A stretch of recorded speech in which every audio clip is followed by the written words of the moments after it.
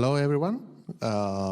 Today meeting is TLP Wyeth, and I want to remember you that the Q&A session will be at the end of the meeting, and one microphone is on the right side, one is on the left, and the session name is It's Just a Jump to the Left of Boom, and let me help with a warm welcome to Lindsay Kaye and Scott Moll from Recorded Future. Thank you.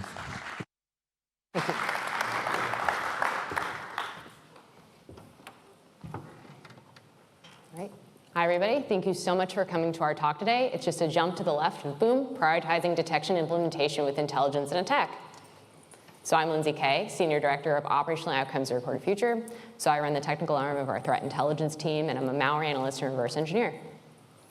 And I'm Scott Small. I recently transitioned to a new role as a senior analyst at a major US retailer, but prior to that, I was a consultant supporting mostly enterprise-level clients on both strategic and technical applications of intelligence. And to kind of summarize our talk, I'm happy to report that MITRE ATT&CK remains alive and well in the cyber threat intel space. In even just a few years as a consultant, I saw a pretty steadily growing interest in using ATT&CK for cyber threat intelligence applications, but also to inform intelligence-driven adversary emulation and purple teaming. Real quick, standard disclaimer here, the content that I'll cover today doesn't necessarily reflect the views of my employer, and let's get into it. So I'm a little biased, but in my view, MITRE ATT&CK remains the best lens for generating intelligence around and analyzing adversary behaviors or tactics, techniques, and procedures. However, as interest in MITRE ATT&CK has continued to grow, so too has the size of the knowledge base itself. So there are now nearly 600 discrete techniques and sub-techniques in the enterprise matrix, and countless more implementations. And we'll circle back to this point later, but I recently took a survey of publicly available detection rule repositories, and I found more than 9,000 of these detection rules. And these are just the open source ones. There's plenty more in private commercial repositories, as well as over 2,100 offensive security test scripts. So based on this alone, the need for prioritizing which controls to focus on strengthening is clear. And I've even seen more awareness that intelligence ideally should inform that prioritization. What we'll do today is give more detail about how this looks in theory. We'll walk through a case study showing practical applications of MITRE ATT&CK for CTI. And finally, we'll give a quick look at an open source tool I had the chance to release this spring that's designed to help speed up this intelligence-informed control strengthening process. But first, some quick context on why we're framing up this whole discussion around intelligence, as opposed to something like detection engineering or threat hunting. Ultimately, I really see intelligence teams as being central to a strong security program. They really serve as an important bridge in three key ways.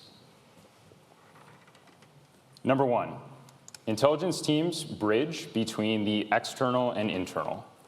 Most intelligence teams maintain good awareness of the external threat landscape, yes, but also the internal operating environment.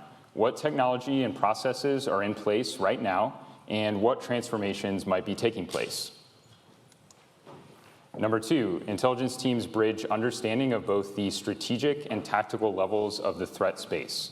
What adversaries are most likely to impact my specific organization, and how are they most likely to go about doing that? This area is really where MITRE ATT&CK is most impactful. And then finally, number three, a little bit of a combination of the other two. Intelligence teams are perfectly situated to bridge between the offensive and defensive disciplines of security. By knowing what TTPs are most likely to impact the organization and what technology is at risk, but what controls can mitigate those threats, intelligence teams have unique and valuable perspective that can and should inform control validation and strengthening.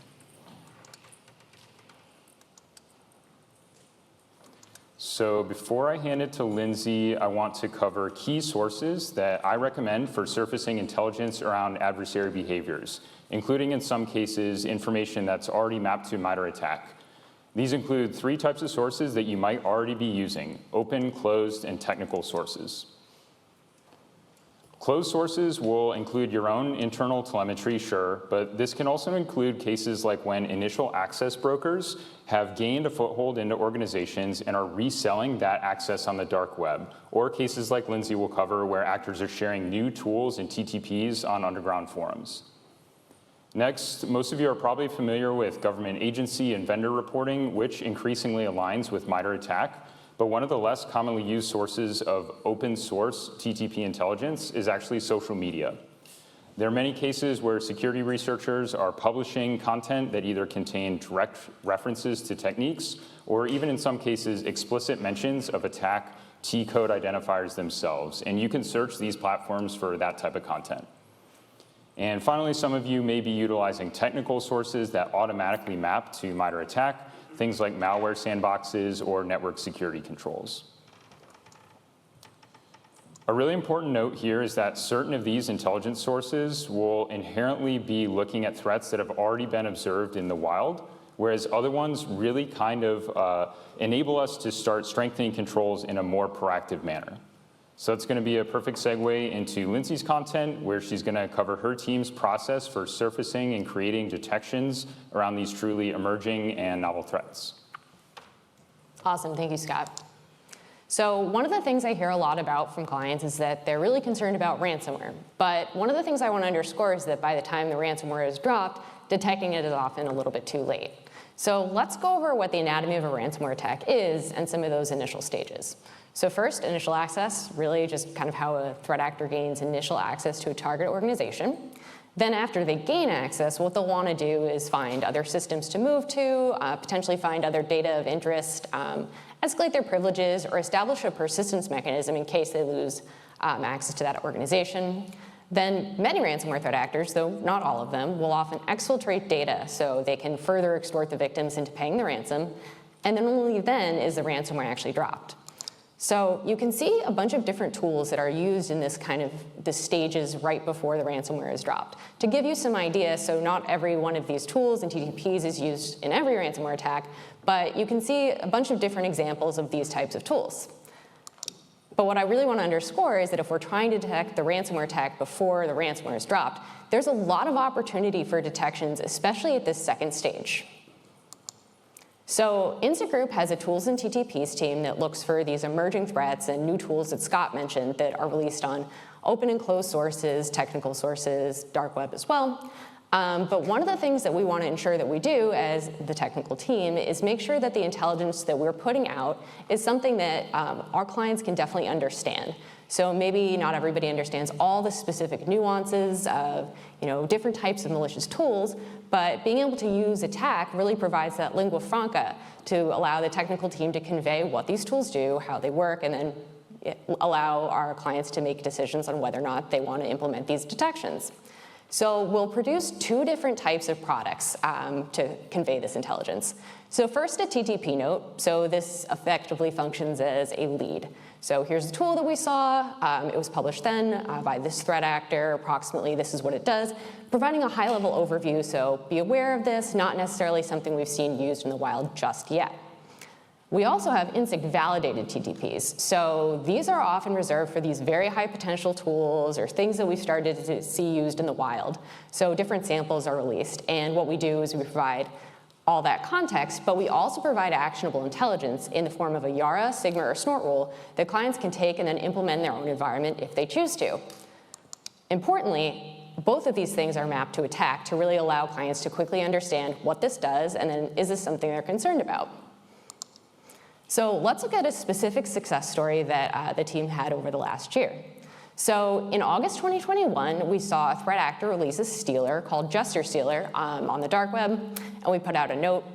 In case you're not super familiar with stealers, what these are they effectively take victim credentials and they'll exfiltrate them to the threat actor, so they can use these to continue to escalate their attack or potentially even sell some of these credentials on the dark web to other threat actors.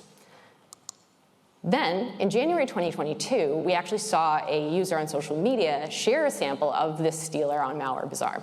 So now it suggested to us that this was being used in the wild, and this has suddenly kind of escalated in importance to our clients. So what we did was we put together an Insikt validated TTP and a Sigma rule. So now our clients not only have an understanding of what this malware is, but they also have a way to detect it in their own environment if they choose to. So you can see the Sigma rule here, and then you can see some of the attack T codes that were relevant to it. So this allows customers to quickly understand, like, what does this rule look for? Is this something that I'm interested in, and should I implement this as part of my defensive strategy? So with that, I'm going to hand it back over to Scott. Oh, sorry. So it was actually really validating then to see this about a month later. So another vendor actually identified Jester Stealer as a priority threat. So this was awesome because it definitely validated that our process is working, and also told us that we were able to give our clients a way to detect the malware about a month ahead. So our clients were able to have this rule, and then suddenly Jester Stealer was being recognized externally as another type of priority threat. Now I'm going to hand over to Scott. Cool, thank you. Okay, so in the real world, where I most often started to see organizations utilizing intelligence and MITRE ATT&CK specifically to inform control validation was as part of a threat or risk profiling process. So I've gone ahead and highlighted just a few of the key, most common components that ideally should inform a good threat model or risk profile. I'm not going to talk through all of these in detail whatsoever, but I'll just start to kind of highlight a couple. So in working, again, mostly with intelligence teams, we're seeing more of this awareness that Intel should be feeding actual control validation and strengthening. And we're seeing organizations doing a pretty good job of understanding, again, those external threats and getting a better handle on which ones maybe were prioritized, which ones are targeting their industry as a whole, or maybe even their most immediate industry peers. In working with the intelligence team specifically, where we often start to see organizations struggle is to actually take that next step and start to understand what does our own internal kind of control environment look like. And there are certainly frameworks like the DETECT framework that exist that allow organizations to, more structurally map kind of those detections. What we started to do as support for intelligence teams was we wanted to kind of hand more of that information directly to our client organizations. And this ultimately I won't talk through the full process that led to this massive spreadsheet, lots of ones and zeros in it, just trying to kind of map out the publicly available security tools and how they map to the attack framework. What this all ultimately kind of culminated in, I was able to kind of open source this spring. This is a very much kind of a live and active project. You can go check it out right now, but I'm very actively working on some kind of enhancements through the rest of the year, and I've added some new things which I'll have a chance to cover here today. Basically a web app that allows you to search based primarily on MITRE ATT&CK T codes. What are the relevant control mappings to those, as well as which kind of threat vectors might exist. So this is known as the Control Validation Compass. I'm really excited about this because this directly derived from work that we're doing out there in the field supporting our clients and just able to share this back out with the community. But what is it specifically? It's an open source tool pointing cybersecurity teams to over 9,000 publicly accessible technical as well as policy controls and those over 2,100 offensive security test scripts, all aligned with the over 500 MITRE ATT&CK techniques and sub-techniques.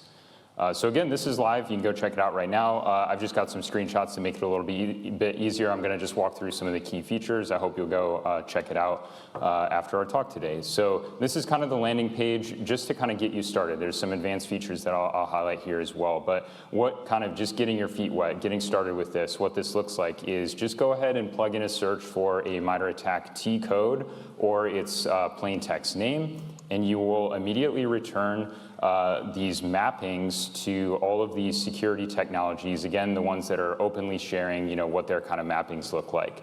And so we've got a lot of the proprietary security tools in here, as well as these kind of third-party like libraries or repositories. So I think the one that most folks might be familiar with is the Sigma rules repository.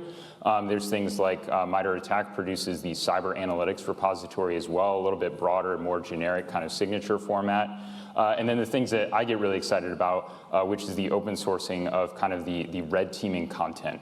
those scripts that allow you to go simulate, or in some cases kind of chain together and actually emulate adversary behavior as it's been observed out in the wild. A lot of this is actually increasingly becoming openly available as well, and we've got these mappings available in the tool right now. So this is what it looked like when I first released this in March. I've already added some improvements based on community feedback, just again with the idea being trying to make this much easier for folks in the field to actually operationalize.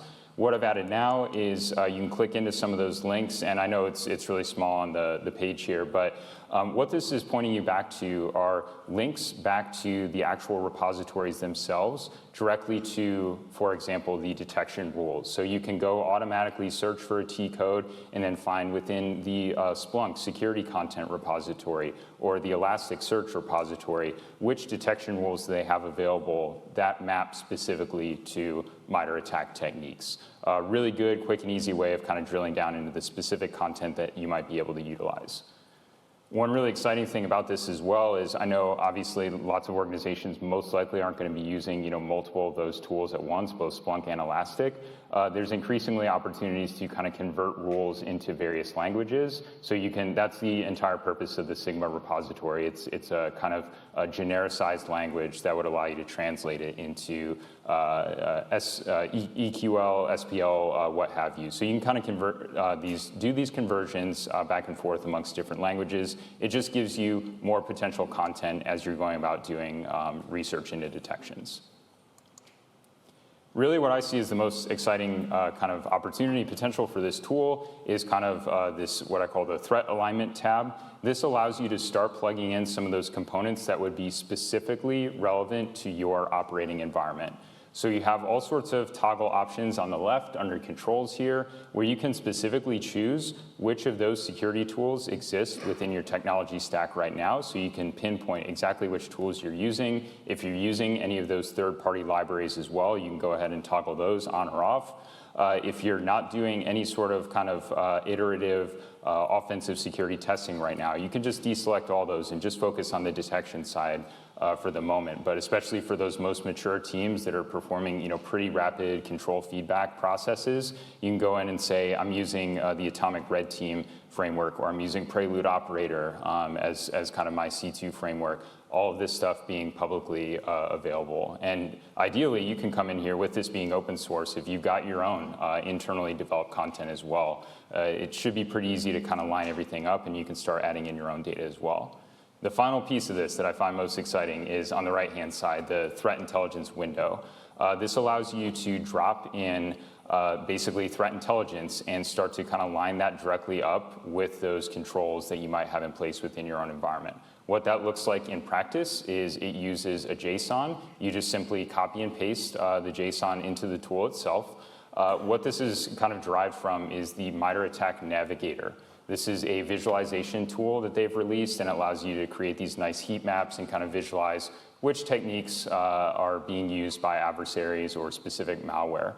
If you download the JSON from a Navigator map that you've created yourself, you copy and paste it in here, you click that purple button at the bottom, and you immediately get outputted with the entire list of the detection rules and the offensive security tests as they specifically line up with kind of this profile that you've built for your own organization. And just by the way, no data is transferred with this either. It just performs a quick lookup all within the tool itself. I know lots of organizations are sensitive about, they'll create their own heat maps, maybe based on internal data. So nothing is being kind of transferred or stored anywhere within this too, which is that was very intentional, building it that way.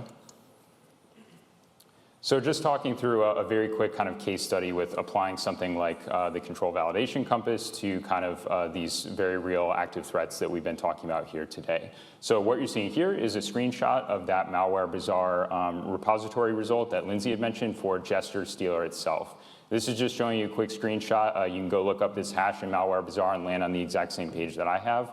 What you can do with that, if you click into some of these tabs, is you can see the specific MITRE ATT&CK techniques and sub-techniques observed and associated with this specific sample of Gesture Stealer. And I've got those highlighted. This is directly a screenshot from that MITRE ATT&CK Navigator visualization tool.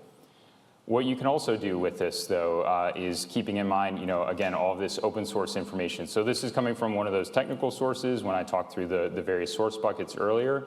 We can also pull in a lot of this information from just purely openly available sources as well. So now what you're seeing, again, I know it's pretty small here, but you're seeing kind of a combined MITRE ATT&CK heat map for a total of 8 different stealer malware.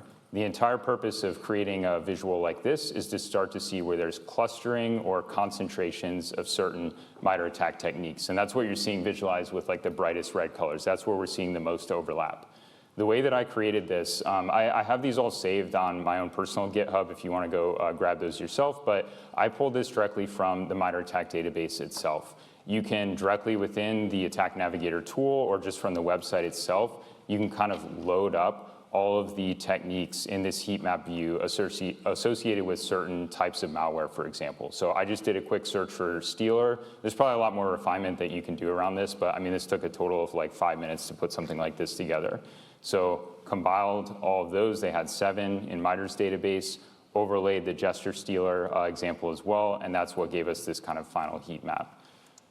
Just to highlight, again, kind of our constant emphasis on multivariate sourcing, some of the types of sources that we're feeding into the data that you're seeing on the screen right now were reports from the US CISA organization as well as security vendor reporting. Again, just emphasizing that it's not theory what I was talking through. You truly can pull in attack map data from a wide disparity of sources.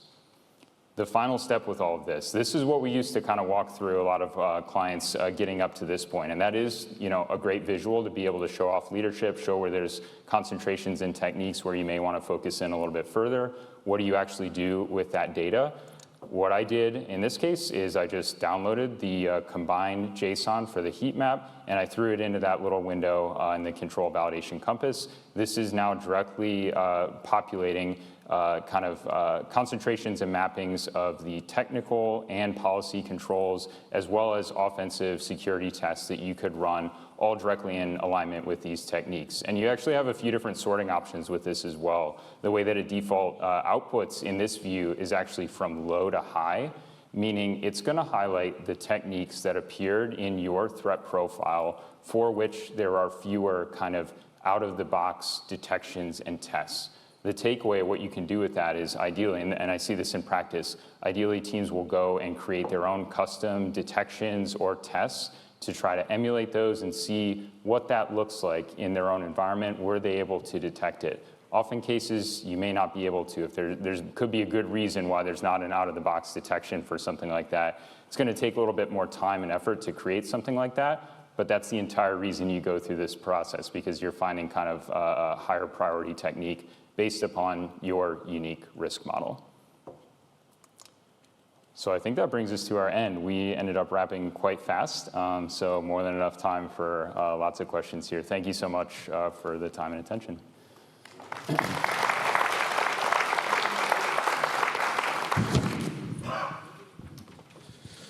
So thank you, Lindsay. Thank you, Scott. It's really interesting, the case study when intelligence drive detection rule about. I work in intelligence as intelligence player. For us, it's important to make reports for threat hunting, for a team, and at the end of this their activity, it's important to implement new detection rule, cover the uncovered part, and so on. There is some question from the sides. The microphone is on the right side.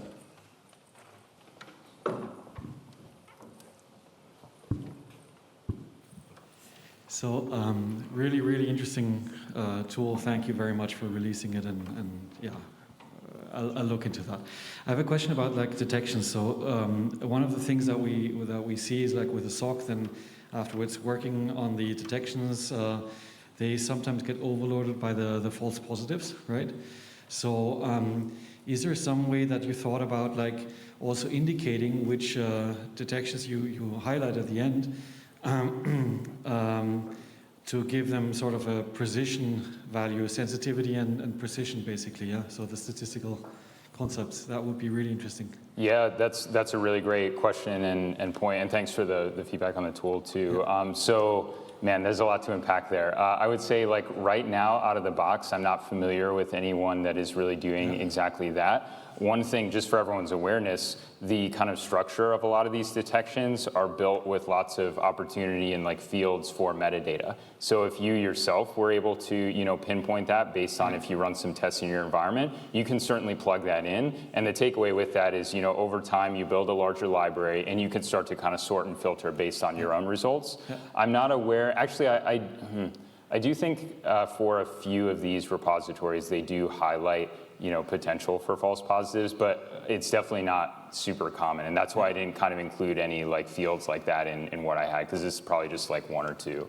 I'm also aware of like a few commercial vendors that are, their entire purpose is to kind of create these very high level simulations so they can start to see like they're lining up the atomic red team with the Sigma rules and almost like consistently running them against each other to see what the output is there as well. So yeah, it's a tough one. Not seeing a ton like right now at this moment, but I know lots of organizations are definitely like aware of that. The false positive challenge is very real. I personally think that it is something that organizations do kind of have to deal with. I don't personally like to see people just excluding a rule if it's generating a lot of false positives, because there's probably a good reason for that, and you can hopefully do a little bit of tuning to bring that down. Yeah. So maybe like if it's possible to have like a feedback cycle from the SOC saying, yes, that rule hit. Yep. It was, you know, sensitive enough to get the actual attack, but the precision was very low, so therefore it got too much other stuff.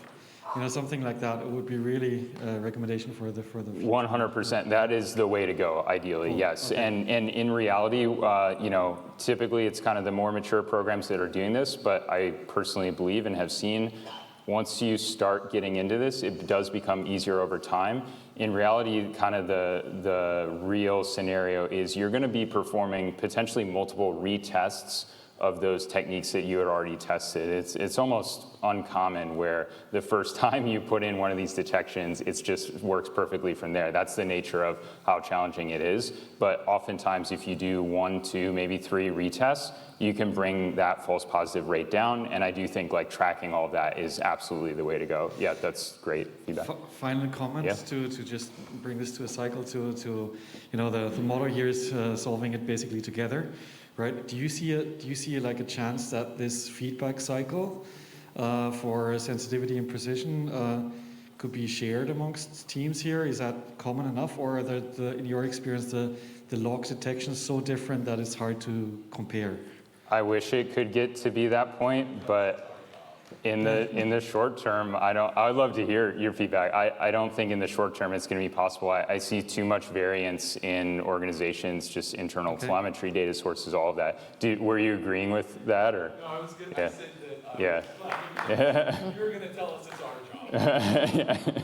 Sorry. Well, it's kind of now my job too in the new role, but yeah, I would love to see that happen. I'm sure folks will introduce frameworks for it, and that would be very welcome, but it's end of the day going to be almost organization specific. Did you have any more comment or not?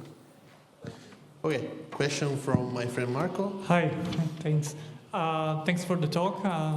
Definitely check the tool out. Just simple question I wanted to ask if you offer APIs and you're going to offer those in the future, so to allow basically good integration with local tool chains and so on. Oh, was that for the tool that we talked about at the end? Yeah. So I would say all of the information is available in one format or another within like the GitHub repository for it. There's JSON data that has like just the counts of the mappings. All of those, when you get down to these specific detection rules and the links, it's not in a very easily ingested format right now. There's very good feedback that I'll take back. This exists in Markdown right now, so it's all there and available, and it is parsable because that's how it's generated. It's not in JSON down to this level. I've considered maybe like sticks as well, but that would be appreciated, yes, because I mean, in the end, we're going to have Yeah. different environments. So I work for Siemens, for example, so different customers, completely different environments, and then you have to check this for all the environments, and I cannot go there like clicking. Totally. I want to automate the whole thing, so that would Yep. be great. Thanks. Yeah. Thank you, Marco. There is no more question? I think not. So thank you to Lindsay and Scott to be there. Big applause for them, please.